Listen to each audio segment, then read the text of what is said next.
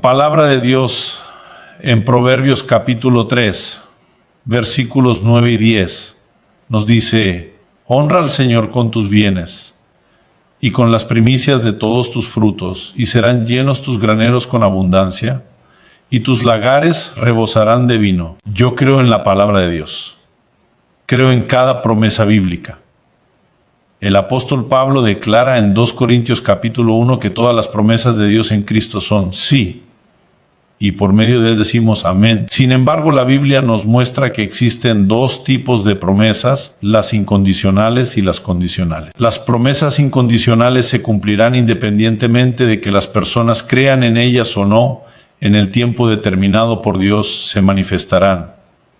Pero también existen promesas condicionales, aquellas que dependen de una respuesta humana. Muchas veces la condición aparece claramente expresada con un sí. Por ejemplo, en Deuteronomio 28, Dios dice: si oyeres atentamente la voz del Señor y guardares sus mandamientos, estas bendiciones te alcanzarán. También advierte que si no hay obediencia, el resultado no será bendición, sino juicio. En Proverbios 3 encontramos una declaración que, aunque no presenta un sí, de forma explícita establece claramente una condición. Primero Dios dice: honra al Señor con tus bienes y con las primicias de toda tu renta. Luego viene la consecuencia: y serán llenos tus graneros. La provisión es el resultado de la honra. En tiempos bíblicos, las personas dependían de la agricultura.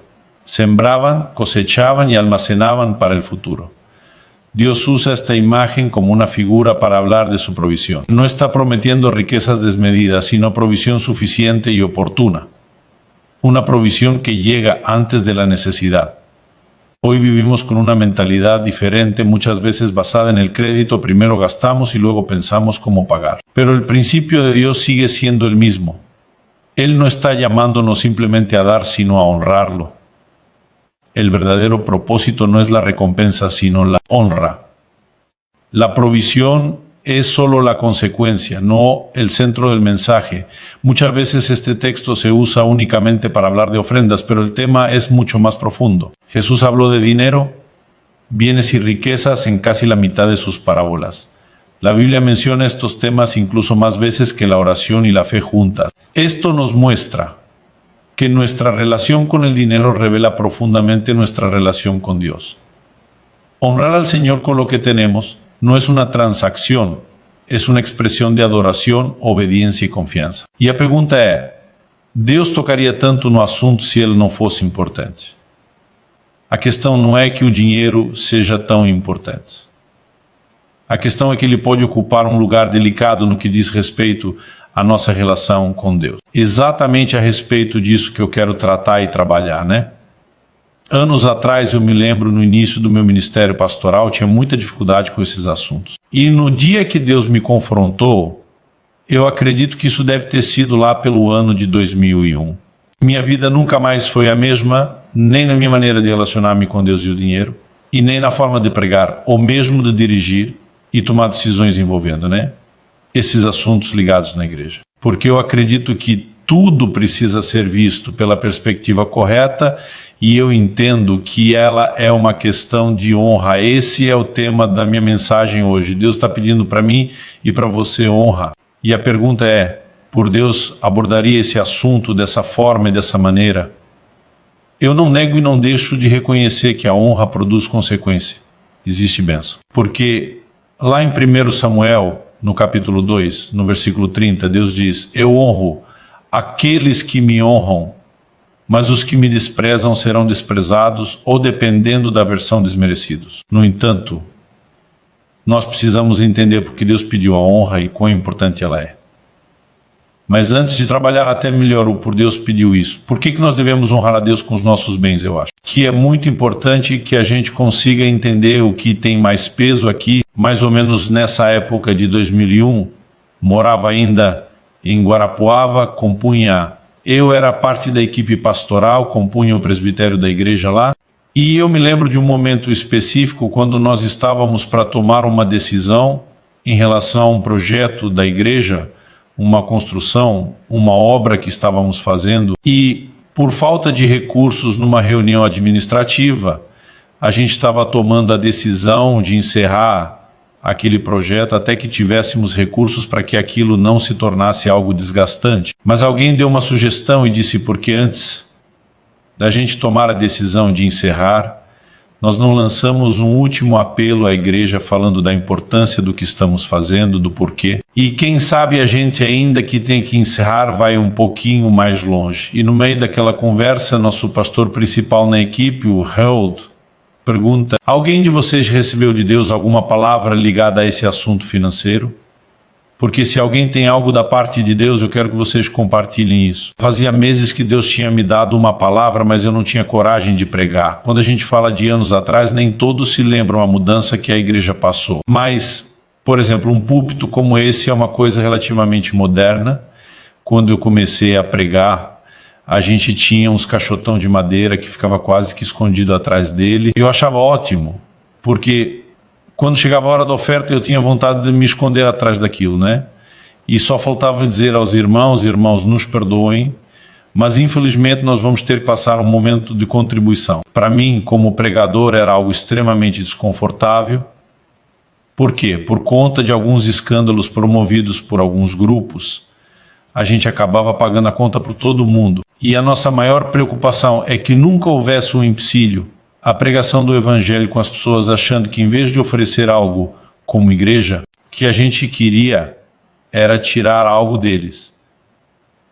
Então esse medo me paralisou por muito tempo de ensinar a verdade. Mas foi nesse dia, né, do início de 2001 que o Senhor me confrontou de uma forma assim muito especial a partir desse texto.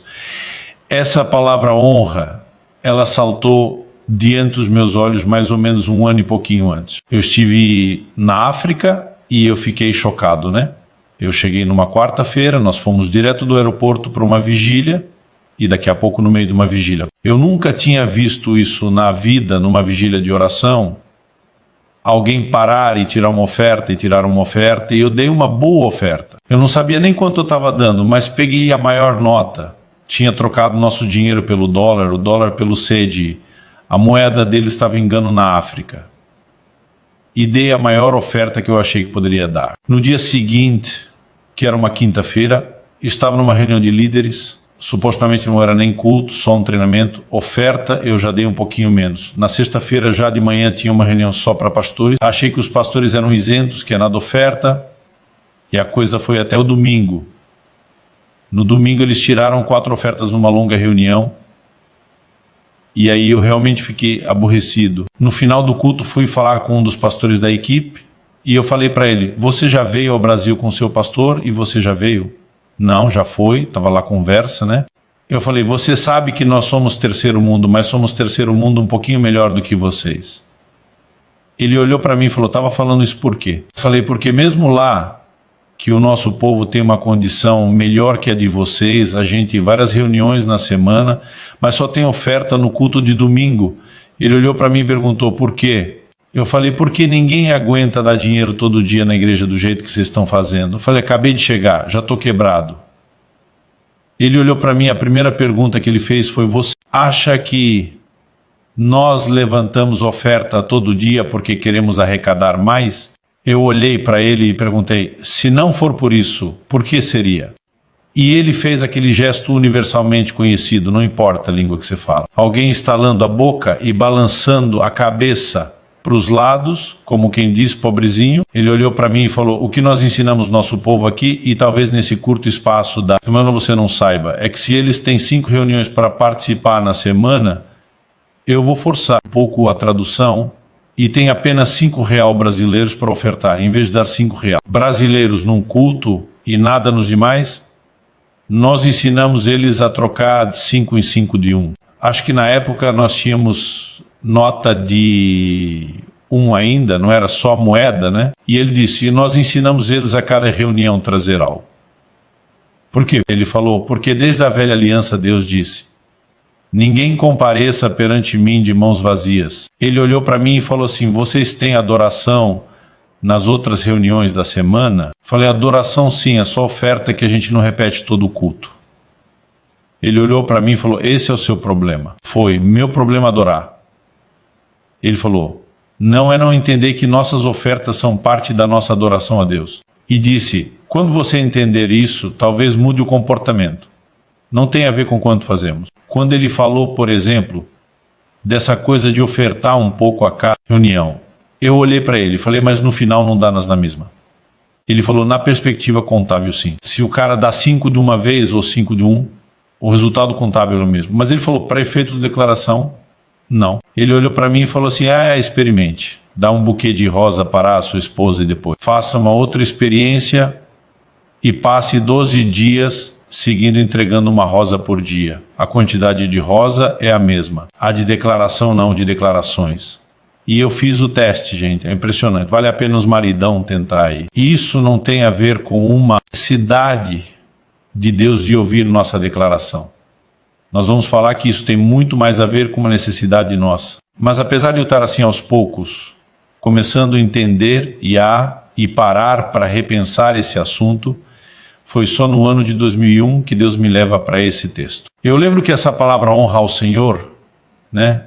Com os teus bens, a palavra honra começou a saltar e o Senhor, o Espírito Santo, trouxe uma inquietação forte ao meu coração. O que significa honra? Em vez de só falar o que eu achava, passei a mão num dicionário. Eu sei que Deus não pergunta as coisas para saber a resposta. Ele quer que a gente pense a respeito. E fui lá na palavra honra, né? Ato de honrar. Pulei para a palavra honrar, fazer distinção, fazer diferença. Ela tem outros significados, mas esse me chamou muito a atenção. E o Senhor começou a falar comigo e disse, tira os seus olhos do que significa a mera questão de contribuição e preste atenção no que a minha palavra fala sobre honra. Eu nunca na minha vida de crente ou de pastor até então, até 18 anos atrás, havia sequer percebido isso.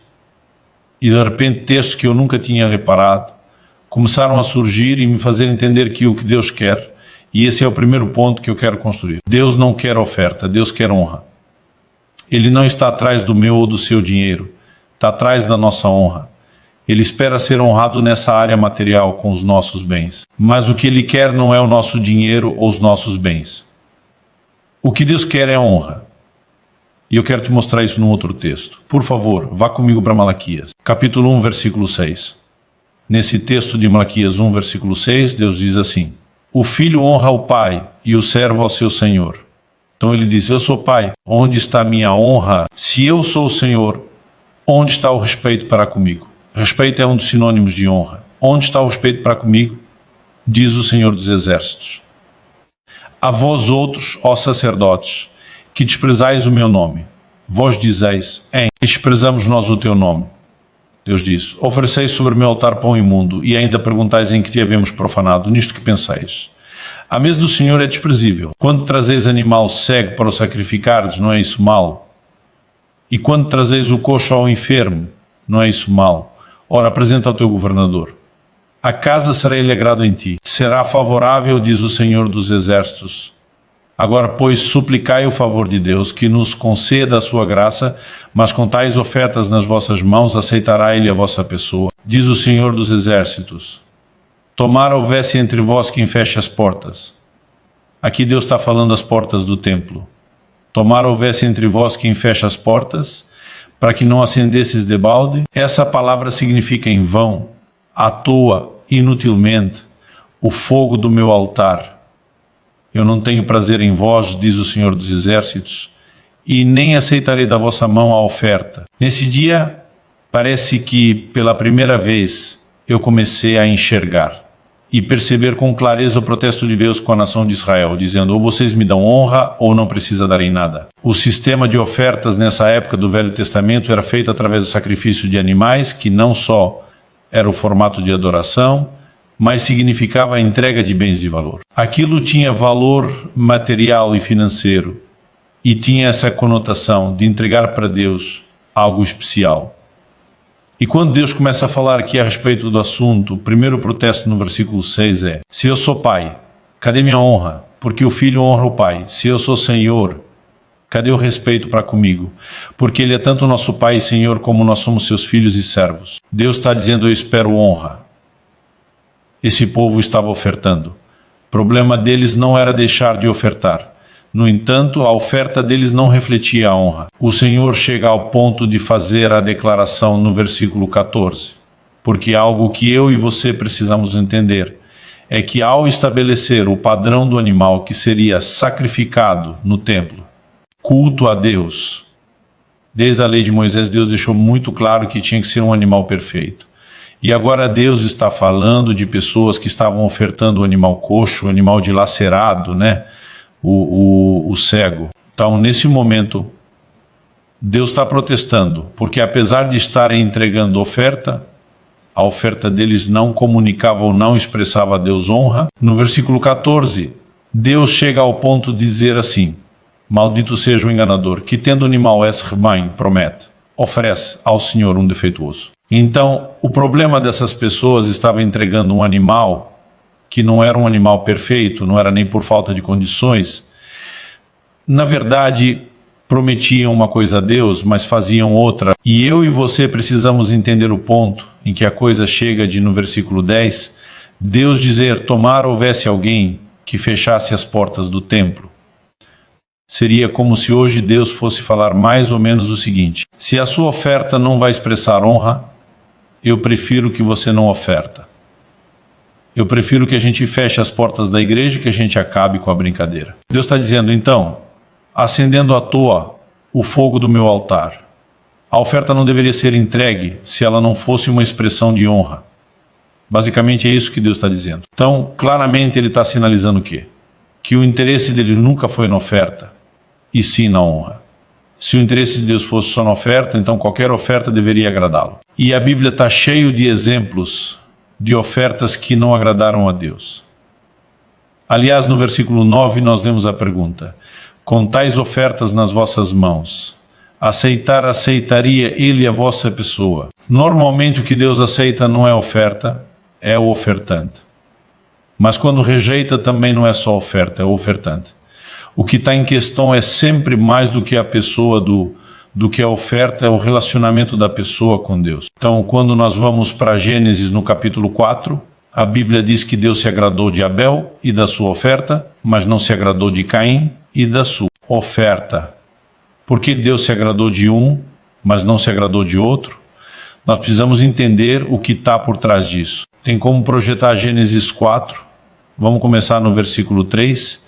Eu quero que a gente olhe isso junto. O versículo 2, na verdade, diz que Caim era lavrador e Abel era pastor de ovelhas, cuidava de um rebanho. Era a profissão de cada um. O 3, a Bíblia diz assim: aconteceu que ao fim de um certo tempo, Caim trouxe do fruto da terra uma oferta ao Senhor. Verso 4. Abel, por sua vez, trouxe das primícias do seu rebanho e da gordura desse. O Senhor se agradou de Abel, o ofertante primeiro, e da sua oferta depois.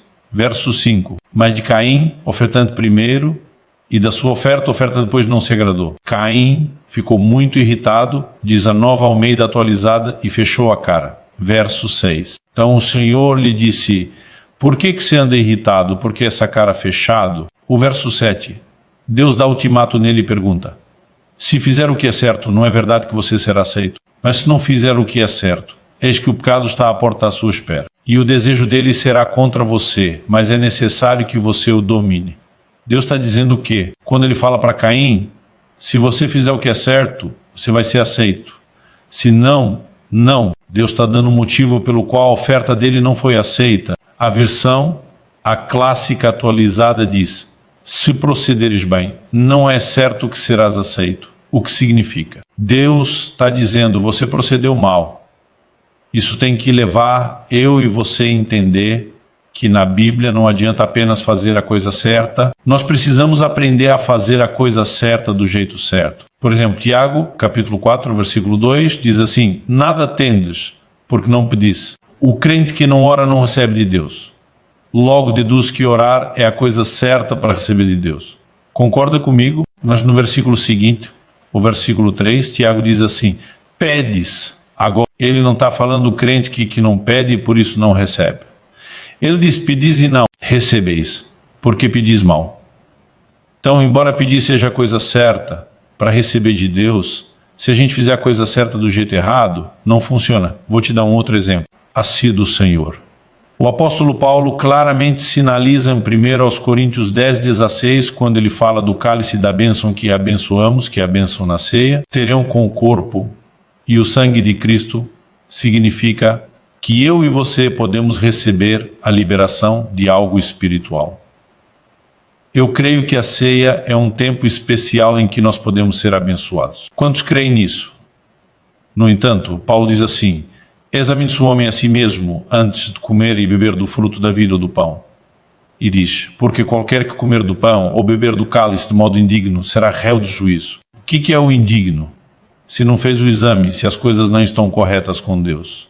Então, se a gente falar que a ceia é a coisa certa para abençoar a minha e a sua vida, essa frase está valendo. Mas se eu e você participamos da ceia, que é a forma correta para ser abençoado, do jeito errado, o resultado não vai se manifestar. Deus não espera apenas que a gente entenda o que é contribuição. Deus espera que a gente faça a coisa certa do jeito certo. E fazer a coisa certa do jeito certo envolve muitas vezes o coração. Qual foi a grande distinção entre Abel e Caim? Nós lemos o versículo 3 de Gênesis 4, que Caim, no fim de uns tempos, trouxe uma oferta ao Senhor. A palavra tempo ali, ela não tem definição específica. Não dá para saber se está falando de dias, de semanas, mês. Mas uma coisa é certa, Caim deixou Deus para o fim. Já a Bíblia diz que Abel trouxe as das primícias do seu rebanho. A palavra primícia significa os primeiros frutos. Então, quando o rebanho, esse era o trabalho de Abel, começa a multiplicar, em vez dele comer, desfrutar ou separar o resultado dos seus primeiros ganhos, ele vai e entrega ao Senhor. Qual era a declaração de Abel? Deus, o Senhor é mais importante. Eu estou te colocando em primeiro lugar, eu fico por último. Agora, quando Caim deixa Deus por último, o que ele está dizendo para Deus? Eu sou mais importante. Eu em primeiro lugar, você por último. Se sobrar, o Senhor entra. No Evangelho de Marcos, no capítulo 12, nós vemos algo parecido. Nos versículos 41 a 44, a Bíblia diz: Jesus se senta diante do gasofilácio para ver como as pessoas iriam ofertar. Você consegue imaginar quão constrangedor isso pode ser? Imagina um dia como hoje, na hora do culto, quando você vem ao gasofilácio, Jesus sentado na sua frente de olho no que você está fazendo. Mas o interessante é que a Bíblia não diz que ele observava quanto, ele observava como. São duas coisas completamente distintas. Deus não está preocupado com quanto cada um de nós contribui. Ele não vai medir a gente uns com os outros, até porque o quanto é relativo. 20 real brasileiros que um ofertou não tem o mesmo valor que 20 real brasileiros que o outro ofertou. Depende do que cada um ganha, ou do momento que está vivendo na nossa própria vida. Eu já tive momento que 20 real brasileiros era troco, e gorjeta, já tive momento que 20 era comida da semana, da família toda. Então Deus, ele está focado numa outra coisa. A Bíblia diz que quem chamou a atenção de Jesus foi uma viúva pobre, que deu 2 moedinhas que juntas, quando fazia o câmbio para a moeda romana do Império Romano, somavam um quadrante. Era a menor moeda do Império Romano. Em termos práticos contábeis, a mulher deu manha, não fazia muita diferença, não tinha muito impacto o que ela entregou. Só que a Bíblia diz que os ricos estavam depositando grandes quantias lá no gasofilácio. E aí Jesus afirma para os discípulos que aquela viúva pobre deu mais do que os ricos. Imagina a cara de perplexidade dos discípulos olhando para Jesus. Como assim? Não estou entendendo. Aí Jesus diz: ela deu todo o seu sustento. Talvez essa mulher deixou de comer uma possível última refeição. Mas ela estava dizendo: Deus primeiro, antes das minhas necessidades básicas, eu depois. Só que a Bíblia diz que os ricos deram do que lhes sobravam. Algo que eu já entendi na Bíblia é que Deus não está interessado na nossa sobra. Sobra não reflete honra. Aliás, só consegue ainda dar sobra. Quem está dando sobra primeiro fez tudo que quis, gastou com si, olhou para trás, sobrou, dá para Deus. Agora, a maioria hoje não tem nem a façanha de conseguir fazer sobrar. Então, em muitos casos, Deus não está nem por último. Deus não entra na equação. Nós precisamos entender o que significa esse princípio de honra, de colocar Deus em primeiro lugar. Agora, ao olhar para essas declarações, eu percebo que, obviamente, Deus nunca esteve interessado em tirar nada de ninguém. Deus não quer arrancar o meu e o seu dinheiro. Tanto que ele disse, se você me honrar com seus bens, eu vou encher os seus celeiros, eu vou fazer transbordar os seus lagares. Deus está dizendo, eu vou te dar muito mais do que você me deu. No entanto, que nós precisamos entender que isso não é uma barganha, não é uma troca. Há uma razão pela qual Deus está dizendo, se você alcançar esse nível, eu libero algo sobre você.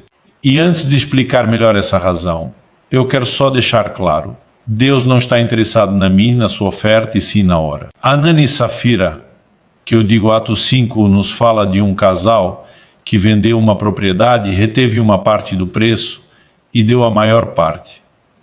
Eu fico tentando imaginar qual era o valor de uma propriedade. É difícil mensurar o que significava aquela época, o que significava hoje, mas isso me faz pensar que nós estamos falando de um valor muito acima da média e fora do comum. Na perspectiva de impacto contábil nas contribuições, o que eles deram foi uma bolada e não chamaram a atenção de Deus. Pelo contrário, foram julgados. Isso, mais uma vez, me prova que se o interesse de Deus fosse na oferta, qualquer oferta eu agradaria.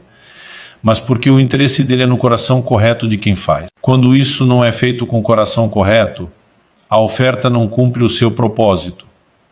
Então a próxima pergunta é, por que honrar a Deus com os nossos bens? E esse é o segundo assunto que eu quero trabalhar com vocês. Deus precisa da honra? Claro que não, ele não é carente. Ele não tem problema de autoimagem, de autoestima. Ele não tem necessidade alguma.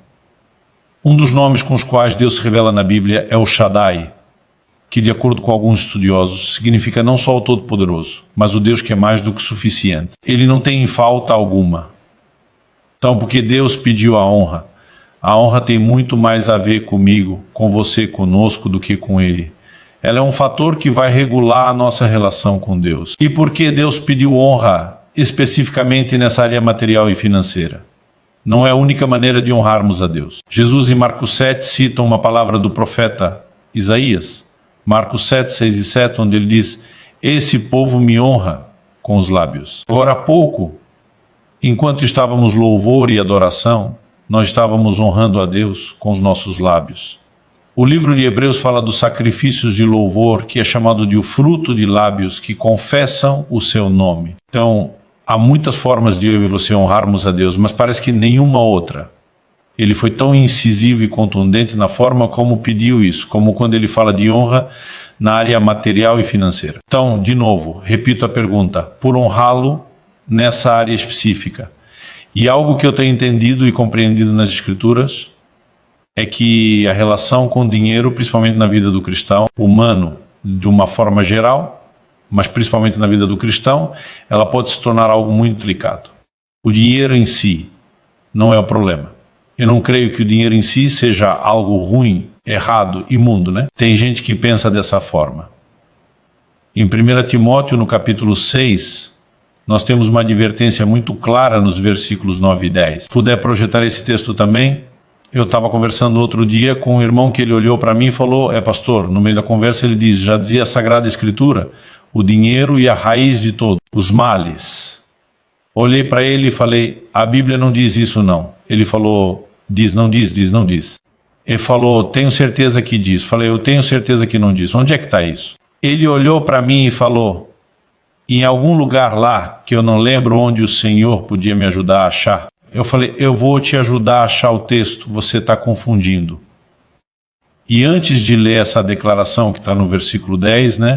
Eu falei para ele, nós vamos começar no 9. A Bíblia diz, mas os que querem ficar ricos caem em tentação, em armadilhas, em muitos desejos insensatos e nocivos, que levam as pessoas a se afundar na ruína e na perdição. Verso 10. Porque o amor ao dinheiro é a raiz de todos os males. E alguns nessa cobiça se desviaram da fé e atormentaram a si mesmos com muitas dores. Eu posso te dizer que depois de 26 anos de ministério pastoral, pregando, eu já vi essa realidade se repetir na vida de muita gente. Quando o texto bíblico diz alguns, né? Eu queria dizer que isso é pouca gente, mas quando você pensa no volume é muita gente, ele disse, tá aí, ó, o amor é o dinheiro. Eu falei, o amor, dinheiro é a raiz de todos os males, não o dinheiro. Ele olhou para mim e falou, qual a diferença? falei, a diferença é gigantesca. Eu falei, você pode não ter dinheiro nenhum, você pode estar quebrado, mais quebrado que arroz de terceira. Naquele estado se chama mulher de meu bem, o banco confisca, né? De tão endividado, e além de não ter um testão, você ter o amor ao dinheiro. Então, além de quebrado, você tem a raiz de todos os males. Olha a encrenca. Agora, de acordo com a Bíblia, é possível você ter dinheiro sem ter o amor ao dinheiro? Sim. Salmo 62:10 diz assim: se as vossas riquezas aumentam, não punhais nelas o coração. Deus não disse, tem que jogar tudo fora. Embora momentos onde ele pede que alguns, até mesmo no momento da conversão, a conversa dele com o jovem rico, ele pode pedir que alguns abram mão de muita coisa, mas o problema não é o dinheiro. A Bíblia está dizendo, se a riqueza aumenta, não ponha nela o coração. Então, eu gosto de uma frase onde eu li um certo autor dizendo, o problema não é o crente ter dinheiro, o problema é quando o dinheiro tem o crente. Então, quando você põe o coração naquilo, começou a encrenca. Colossenses 3:5 diz que a avareza é idolatria. Então, a pessoa que põe o coração no que é material e financeiro, ela começa a cultivar espaço para um falso Deus, um ídolo no seu coração. E a avareza é claramente taxada na Bíblia como idolatria. Alguém diz que o avarento não possui as coisas, são as coisas que o possuem. Talvez essa seja uma das melhores definições de avareza que eu já ouvi. A verdade é que Mateus, no capítulo 13, quando Jesus está ensinando a parábola do semeador, ele fala de uma semente que caiu em espinhos, entre espinhos.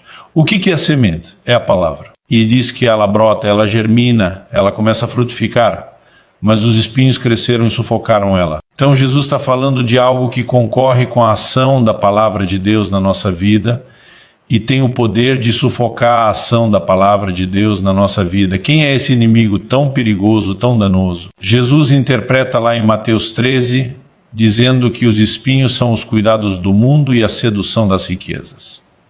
Pense em algo que pode sufocar a ação da palavra de Deus na sua vida. É de fato a sedução das riquezas. Então nós precisamos entender que nós estamos diante de algo que é delicado.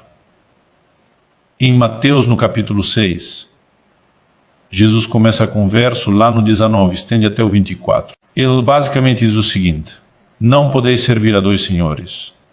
Não podeis servir a Deus e as riquezas. Jesus fala das riquezas, e esse é talvez um dos únicos pontos destacados na Bíblia que são apresentados como um senhor concorrendo com o senhorio de Deus no coração do homem. Então, embora eu reconheça que o dinheiro em si não seja ele errado ou impuro, a relação com ele pode ser tão delicada, a ponto de, pela avareza, nós estamos praticando idolatria, ponto de esses espinhos da sedução das riquezas estar sufocando a ação da palavra de Deus em nós, ou de termos um outro senhor concorrendo com o senhorio de Deus no nosso coração. Então, a razão pela qual Deus pede honra justamente nessa área é porque é um assunto delicado. Billy Graham disse, se uma pessoa adquire a atitude correta em relação ao dinheiro, isso ajudará a endireitar quase todas as outras áreas da sua vida. Don Blanchard diz, poucas coisas testam. Nós precisamos reconhecer esse fato. E quando Deus está dizendo, eu quero que você me honre com seus bens, não é a barganha, não a troca. Porque às vezes alguns pensam dessa forma, não. Se você honrar Deus, Ele vai te honrar de volta. Então é uma negociata. Eu te dou a honra só para ser honrado. Outros pregadores, ao apresentar o Provérbios 3, que é o nosso ponto de partida, eles focam tanto o celeiro cheio, o lagar transbordante, que eles transformaram o que deveria ser só a consequência em propósito. Então vamos contribuir para ter retorno. Deus prometeu retorno, sim, se eu e você fizermos a coisa certa do jeito certo. E o jeito certo é o quê? É um coração correto. Qual o coração correto? É um coração que honra a Deus. E se honrar significa distinguir, fazer distinção, diferença. Quando eu e você damos mais valor a Deus do que as coisas materiais e financeiras, nós estamos fazendo a distinção. Deus disse, se você fizer a distinção e me colocar acima, eu libero mais recursos. O que Deus está dizendo? Não é uma negociata, não é uma barganha. Ele diz, se o seu coração estiver blindado contra a avareza, e o dinheiro não vai trazer dano à sua vida pela maturidade, você está demonstrando, eu posso liberar muito mais para você sem correr o risco de te perder no meio do caminho. Então Deus está dizendo, eu só vou liberar esse tipo de ambição material e financeira, não é uma punição. Quando Deus está dizendo, se você não me dá honra nessa área, eu não vou liberar a bênção financeira. Não é uma punição, é uma proteção. Porque uma pessoa que não está colocando Deus acima, se Deus libera mais daquela encrenca na vida dela, ele vai perdê-la completamente. Mas quando ele encontra em nós corações que sabem dar o devido lugar a ele e não deixa o dinheiro concorrer com isso, então nós vamos ter toda a diferença. Às vezes eu lia lá no livro de Apocalipse, quando João descrevendo a visão da Nova Jerusalém dos céus, ele fala que as ruas serão de ouro. Gente, imagina a cabeça de um adolescente que cresceu com a vida financeira, materialmente falando simples, eu acho mais bonito falar simples. Eu imaginava o céu com rua de ouro e era um negócio que lavava a minha alma. Eu pensava assim, é um modo ostentação. Um dia eu vou chegar lá, não importa se fui pobre, eu não me lembro, eu vou andar em rua de ouro. Mas deixa eu te dizer, a glória do ouro não é a glória do céu, não é o ouro. A glória do céu é Deus. Quando a Bíblia diz que as ruas serão de ouro, hoje eu enxergo isso de uma forma completamente diferente. Deus está dizendo o seguinte, na terra os homens se matam por causa disso, aqui só serve para ser pisado, só serve para ser desprezado, glória a Deus. E nós necessitamos entrar en un lugar donde nuestra mayor gloria sea Dios. El oro, el dinero, los recursos materiales y financieros solo deben ocupar un lugar debajo de los pies. Ese es su lugar correcto. No para gobernar, sino para servir. Mencionamos Marcos capítulo 12, cuando Jesús está sentado frente al gasofilacio. En aquella cultura, la contribución se hacía depositando la ofrenda en el arca. El libro de los Hechos muestra una verdadera revolución en el inicio de la iglesia. En 3 ocasiones, la Biblia dice que el pueblo traía sus ofrendas y las ponía a los pies de los apóstoles. Esto no significa que el uso del gasofilacio haya sido abolido. No es ese el punto. Pero hay un mensaje espiritual muy fuerte en el hecho de poner las ofrendas a los pies. Como si estuvieran diciendo, aquí el dinero no es señor, aquí el dinero es siervo. Aquí no gobierna, aquí es gobernado. Aquí no manda, aquí obedece. Cuando tenemos las cosas en el lugar correcto y el corazón está protegido, nuestra relación con Dios también queda protegida. ¿Quién está entendiendo? Diga amén. Amén. Recuerdo una vez que un hermano se me acercó después de un culto y me dijo, pastor, no me gusta esa parte del medio del culto. Yo le pregunté, ¿qué parte? Él respondió, la que no es espiritual. Le dije los avisos, él dijo también. En realidad estaba rodeando el asunto para quejarse del momento de la ofrenda. Me dijo, pastor, estamos en la adoración y es una gloria divina. Luego viene la oración, el cielo desciende, la palabra de Dios actúa, pero ese asunto del dinero, eso no es necesario, eso no es espiritual. Entonces le pregunté, ¿estás seguro de que no es espiritual? Porque en Hechos capítulo 10, un ángel de Dios se le aparece a Cornelio y le dice algo muy revelador. Tus oraciones y tus limosnas han subido como memorial delante de Dios. Dije, si la limosna no es espiritual, entonces la oración tampoco lo es, porque las dos suben juntas delante de Dios. No hay separación entre lo espiritual y lo material cuando el corazón está involucrado. Pensemos también en Hechos capítulo 5. Cuando el apóstol Pedro revela lo que estaba sucediendo en el corazón de Ananías, le pregunta, ¿por qué llenó Satanás tu corazón? Mentir al Espíritu Santo. ¿Te das cuenta de algo? Pedro está diciendo, Ananías, nosotros no te pedimos esa ofrenda. Fue el Espíritu Santo quien puso eso en tu corazón. Y si tú mientes al respecto, no nos estás mintiendo a nosotros, estás mintiendo al Espíritu Santo. Primero, el Espíritu Santo comenzó la obra, pero luego Ananías permitió que Satanás entrara para interferir en lo que Dios estaba haciendo. Ahora piensa conmigo Dios y el diablo disputando el corazón del hombre en el momento de la ofrenda. ¿De verdad crees que eso no es espiritual? Dos mundos chocando por causa de lo que el hombre va a hacer y cómo va a responder. Esto es mucho más espiritual de lo que imaginamos. Veamos una tipología bíblica. Cuando Moisés va delante del faraón con el mensaje deja ir a mi pueblo para que me adore. La salida de Israel de Egipto se convierte en una de las mayores figuras de redención del Antiguo Testamento. Faraón, el opresor que esclavizaba al pueblo, es una figura de Satanás, que antes también nos esclavizaba. Así como Dios sacó a Israel de la esclavitud de Egipto, la Biblia dice que Dios arrancó del imperio de las tinieblas y nos trasladó al reino de su luz. Todo en esta historia apunta a un paralelo espiritual. Por eso, Faraón representa a Satanás. Cuando Moisés llega con la orden de Dios para liberar al pueblo y declara que el pueblo saldrá para adorar, Faraón primero intenta impedir la adoración. Al no lograrlo, comienza a presentar contrapropuestas, 4 ofertas. En la primera, Faraón dice, ¿para qué salir de Egipto? Adoren aquí mismo. Moisés responde con firmeza, no nos quedaremos aquí. Entonces Faraón dice, si es así, nadie sale. Y a partir de ese momento, las plagas comienzan a caer y cada una es más intensa que la anterior. Faraó reconsidera. Chama ele e disse, tá bom, pode sair do Egito, só não vá muito longe, não vamos romper totalmente. Ele diz, nós vamos longe, então ninguém vai. Então, praga em cima, né? Daqui a pouco o faraó chama Moisés de novo para negociar e diz, tá bom, não precisa ser no Egito, não precisa ser por perto. Mas quem que vai? Mas ele disse, como? Quem vai? Vai todo mundo. Ele falou, não, os homens podem ir, as mulheres e crianças ficam. Moisés disse, ele disse, então não vai ninguém. Então praga de novo em cima. Aí vem a quarta contraproposta antes de finalmente ele concordar que sai. Qual foi a quarta contraproposta? Ele disse, tá bom, não precisa ficar no Egito, nem por perto. Pode tudo, mas aí o faraó diz assim, mas os rebanhos ficam. Quando ele fala isso, você vê uma indignação em Moisés que ele não demonstrou antes. Ele diz o quê? Não vai ficar uma unha. Ele diz, como iríamos nós e não sacrificaríamos ao Senhor, nosso Deus?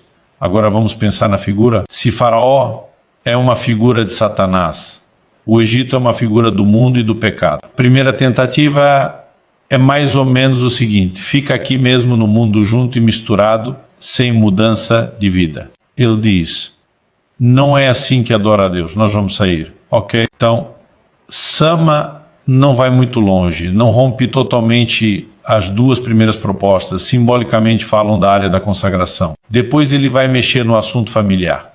Quando Moisés bate o pé e diz, vai todo mundo, ele está falando algo parecido com o que Josué lá na frente vai dizer, eu e minha casa serviremos ao Senhor, nós vamos adorar a Deus, a família toda. Agora, gente, essa disputa na área da consagração, de permanecer no mundo perto dele ou com interferência, na família são áreas onde a gente vê uma grande batalha espiritual, uma luta maligna e intensa. Imagina que figuradamente o diabo está dizendo assim, ó, eu nem me incomodo se você sair do Egito, se não estiver perto. Eu não lido mais com a família. Eu abro mão do resto, desde que eu impeço a vocês de adorar a Deus com seus bens. Aí nós achamos que quando outras áreas da nossa vida estão bem e a gente não está honrando ao Senhor com os bens, que está tudo legal, que não tem nada espiritualmente falando de errado, ou que não há ingerência maligna sobre nossa vida, o assunto é muito mais profundo do que a gente imagina. Mesmo no reino das trevas, você não vai achar um despruzilhada sem uma oferenda entregue. Há uma linguagem maior do que a nossa compreensão. Mas a verdade é que nós precisamos entender que o interesse de Deus não é naquilo que é material, mas na entrega do coração. Quem está entendendo, diga amém. Então, para finalizar, eu só quero te dizer que para Deus, o mais importante não é nem o que é feito com a oferta. Eu vou repetir isso. Muitas vezes, de acordo com aquilo que a gente pensa que a oferta vai ser aplicada, a gente pode até mudar a disposição. Hoje pela manhã, eu lembrei aqui a história de... Nos primeiros meses nós começamos nosso primeiro culto no mês de agosto de 2005, né? A primeira célula foi na virada de junho para julho, mas nossa primeira reunião, domingo foi em agosto, lá no outro prédio antigo da Água Verde. Mas nós começamos onde virou depois o Ministério Infantil, foi só depois. Eu acho que perto de 3 meses que nós alugamos o salão de baixo ao lado. Eu lembro que quando nós fomos para aquele salão, gente, verão, eu acho que nós entramos no finalzinho de novembro, se não me engano, e aí começou dezembro. O culto era 6 de tarde. Macurada, e verão era o mesmo que 5. A gente, debaixo daquela chapa quente de zinco, não tinha forro, na época não tinha nada daquilo. Os ventiladores não resolviam o problema, só espalhavam o ar quente. A gente entrava naquele lugar, começava todo mundo a suar, um calor terrível. Mas o problema não era só o calor. A gente tinha, a maioria nunca conheceu, que muitos de vocês chegaram depois, da época do forro, mas para cima do forro nós tínhamos janelas. Então eu lembro que nós começamos a perceber que o barulho do som estava incomodando os vizinhos e a gente precisa, como igreja, ter sempre um zelo e um carinho especial pelos vizinhos. Por favor, diga amém, amém. Quando sai daqui, querido, cuide.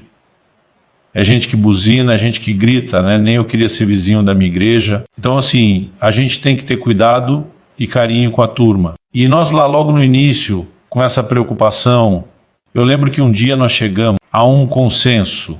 Estávamos conversando entre nós, um grupo de irmãos. Falei, gente, nós vamos ter que isolar a saída de som, mas para isolar a saída de som o máximo que puder, nós vamos ter que climatizar. E eu falei, nós mandamos fazer um orçamento do quanto custa climatizar. É muito caro. Uma igreja no começo, nós éramos um grupo pequeno, né? Hoje a gente riria daquilo, nosso desafio foi climatizar aqui, né? Mas eu lembro que eu falei, é um desafio muito grande. Alguém olhou para mim e falou, pastor, não pense em quantos R$1.000 brasileiros. Pense em quantos de nós podemos contribuir, cada um com R$1.000 brasileiros. O senhor ainda pode comprar o ar parcelado. A gente pode parcelar nossa ajuda. Ele falou, eu sou o primeiro. Um estava do lado e falou, eu sou o segundo. Outro falou, eu sou o terceiro. Eu falei, eu entro no seu quarto. Resolvi falar isso no culto. Não imaginava o que ia acontecer debaixo daquela chapa quente, naquele calor. Quando eu falei isso, a turma começou. Eu também falei, para. Depois nós resolvemos. Eu só ia dar a notícia. Nós não vamos fazer agora na hora do Sé. Nunca foi tão fácil botar um ar-condicionado. Agora eu quero te perguntar, Deus precisa de ar-condicionado para mover no ambiente, para salvar pessoas, para libertar a gente, para curar a gente, restaurar a família? Não. Quem que precisa do ar? A gente é para melhorar o nosso clube. E eu não estou falando mal. Eu abençoo a linhagem de quem inventou o ar-condicionado. E eu não reclamo. Eu posso estar passando frio aqui agora, mas eu não reclamo que tem ar, e eu quero pedir para você não pecar também, porque quem lembra da fase sem ar sabe que era pior. Agora, alguns meses depois, foi em dezembro, entramos em 2006, em março de 2006, pastor Osnei estava conosco, veio falar do projeto África para Jesus, e é lógico que ele não queria só que a gente ficasse com dó dele, ele queria apoio, que envolve às vezes missionários que vão, gente que intercede, mas também, eu não vou dizer principalmente, mas também, né? E precisa de apoio financeiro. Agora o Ney está apresentando o projeto, começa a falar das dificuldades, da necessidade, vai apresentar, né, o momento da oferta. Eu estou olhando a cara de alguns, e parece na cara de alguns está escrito, tenho nada a ver com isso, quem quis isso para a África foi você, porque de acordo com o que será feito, às vezes a gente empolga, às vezes a gente não. Então, na hora de melhorar o nosso clube, a gente está refrescado aqui, o reino de Deus precisa. Mas na hora de botar comida na boca do órfão, da viúva, né, alcançar esses povos distantes, não alcançado, aí já não é mais tão importante, a gente relativiza demais. Então eu quero te dizer, a maneira como eu e você devemos olhar e pensar não é necessariamente focado naquilo que será feito. Quando eu olho para esse texto que nós lemos de Malaquias 1, que Deus está dizendo que as pessoas estavam trazendo o coxo, estavam trazendo o lacerado, o manco, o cego, gente, eles sabiam que o animal tinha que ser perfeito. Por nós não estamos falando do cara que não quer nada com Deus e não estava ofertando. Nós estamos falando daquela turma que está trazendo oferta para Deus porque quer trazer, mas não está fazendo do jeito que Deus mandou. Por quê?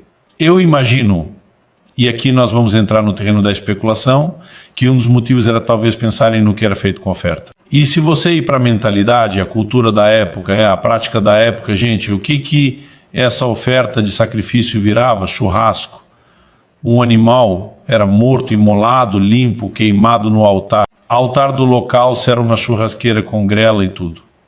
E depois que era queimado, o que se fazia com aquilo? Tirando a parte que era removida, a gordura que era queimada perante o Senhor, a carne era dividida entre quem? Uma pequena porção ia para o sacerdote e a sua família, e o resto era o próprio ofertante que comia com a família dele. Quando você lê sobre o pai de Samuel, do profeta Samuel Eucana, e a Bíblia diz que ele dava a porção dobrada para Ana, era da carne do sacrifício. Na hora de cortar a picanha, o contrafilé é o dia para você, querido, você tem a porção dobrada em relação a todo mundo. Eles comiam juntos. Agora eu fico imaginando que quando o camarada olhava para aquele animal que ia virar oferta e já pensava, vai virar churrasco. E se você pensar só no churrasco, faz diferença se o animal é cego ou não. Imagina você comendo um pedaço de picanha agora. Aleluia. Falo nela, parece que ela aparece na minha frente. Aí você corta um pedaço da picanha, põe na boca, começa a mastigar.